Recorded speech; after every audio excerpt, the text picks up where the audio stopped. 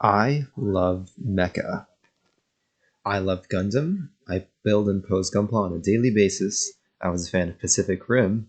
Not that one. My favorite video game of all time is Titanfall 2, and I just love robots going at each other.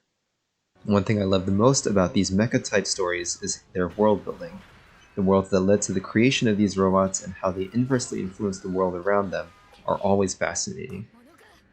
So when I heard of Armored Core 6's announcement, I was very excited to not only get to know the fast-paced mech-to-mech combat gameplay, but also the seemingly grim and dark corporation-riddled world of Armored Core. And just so you know, I've never played any of the previous Armored Core games. I know little to nothing other than a handful of snippets from the talk around this next Armored Core. With that in mind, this video will look at the world building that Fromsoft has accomplished within the 3-minute and 30-second story trailer that they have recently released, all from the perspective of someone who knows nothing about Armored Core.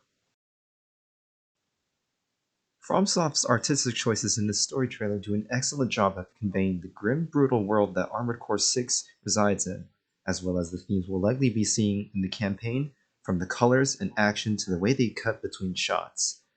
Let's start with what I'd consider is the most predominantly conveyed theme and tone in this trailer. From each moment of action we get, we see some unapologetic, raw destruction. The way that the armored cores of Squad Alpha get destroyed one by one are incredibly visceral, accomplished through the amazing visual effects and sound design. We first see this with 619, who is obliterated by the large beam, and his armored core is reduced to parts as they tumble from the inertia. It's even more brutal when you notice just how unlucky this guy was, as you can see that he does make an attempt to evade, but he could not get out in time as he needed to fire his missile barrage. And despite 619's death, the other two units move on, with nothing more than... And that brings me to my next point, which is how there is essentially no time to feel pain. As 617's shield falters and he takes damage, he doesn't get hindered. As a matter of fact, he speeds forward. We see another example of this with how 617 and 620 fight against the opposing armored core. As 620 gets hit and loses their right arm, they make no hesitation to switch their left arm and keep firing. And again, we see that unapologetic destruction as 620's armored core gets torn apart. And immediately after 620 is gone, our antagonist mech switches sights to 617. From these action scenes, we see just how unforgiving the armored core world is. 617's last stand also greatly intrigues me as it appears he fights with extreme desperation. He slams himself against his opponent and shoves the barrels of his minigun into its head. This scene has particularly interesting artistic choices. First, we have the size difference implying impossible odds, and the way 617 leans in as he fires while the screen fades to white. This choice of color, in combination with the way 617 moves, seems to imply that he is moving towards his own inevitable death without hesitation. And this tells me a lot about how little the lives of these armored core pilots are worth in this world. That is a topic I will further discuss later. After the opposing armored core is defeated, we hear the squad commander say, "Updating mission parameters." Now this is very interesting along with all the commander's dialogue throughout this trailer. As a whole, the commander's dialogue really drives home the idea that the mission is all that matters. When 619 was lost and 617 started taking damage, the commander simply said, "Recalculating approach vector," and after 617 survives his fight and is left with only one weapon to accomplish his mission, the commander chimes in to merely say that the targeting parameters have changed. And when the job is done, he simply says, "Mission complete." What I get from this is that your life as an armored core pilot means nothing, and all that matters is the mission. And on that note, let's move on to the next main theme. The Hounds are another interesting component I'd like to discuss from the world building of Armored Core 6 from this trailer. From what I've gotten so far, they appear to be the pilots under the ownership of a handler Walter, who is likely the person who asked for 621 to be awakened in this story trailer. Fromsoft has also hinted that this handler Walter and his Hound are apparently well known in the Armored Core world, according to the pilot of the supposedly friendly Armored Core in the gameplay trailer. This story trailer really cements the theme that these Hounds are treated as less than human. On top of the name itself, the dialogue in the trailer was key to delivering this theme, as they are referred to as it, and they seem to only exist to serve the purpose of piloting these armored cores, as we can tell with the last line. 621.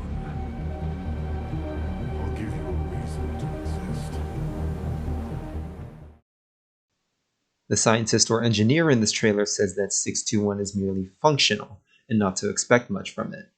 Additionally, when the scientist is told about the fates of 617, 619, and 620, he simply says, "At least you're helping me clear my inventory," implying that the Hounds are simply items to be owned.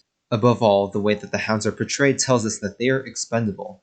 Handler Walter is here to wake up another one of his hundreds of Hounds for the next mission after the previous set has expired. Simply the fact that the individual Hounds are referred to by number and not even call signs is dehumanizing on another level. Having number tells us a couple of interesting things. First, it tells us that there is no individuality between each of the Hounds. They are each no more than numbers. Secondly, it gives us an idea of just how many Hounds the Handler Walter has, or rather, how many Hounds he has gone through. And seeing as 3 Hounds were used for this mission, and assuming that the same amount are used for most missions, we get an idea that the Hounds are responsible for a significant amount of sorties, which may hint towards why the Handler Walter Hounds are so infamous in the first place, as implied by the gameplay trailer. Now, the absence of a call sign is very interesting for story implications, as from the gameplay trailer, we hear, "Why hide behind another's call sign?" which might be an inquiry for 621, in which 621 is simply hiding behind Handler Walter's call sign. This is further implied as one of the friendly armored core, and the gameplay trailer refers to 621 as one of the infamous Handler Walter's Hounds. Looking at this from an outsider's perspective, I believe that Armored Core 6's story will place a heavy focus on growing the independence of 621.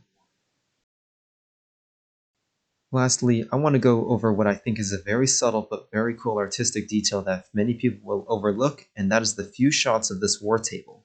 We get the shots of the war table in between the action scenes, giving us a top-down view of the Hounds.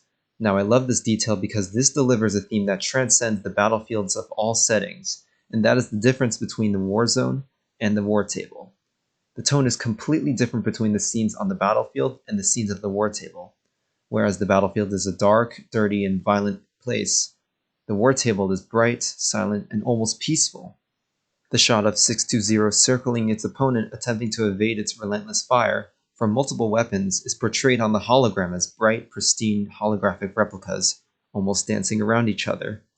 Though I doubt this will be a major theme in the game because of how subtle this is, I love the little detail as this is something we see a lot in similarly themed media.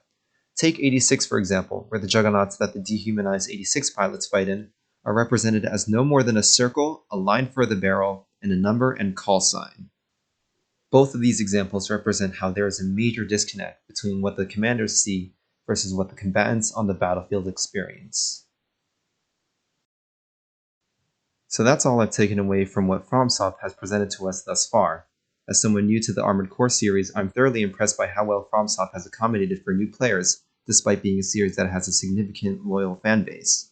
And I'm very excited to see how a modern Armored Core will do, as well as the interesting world they have built for both new and returning players.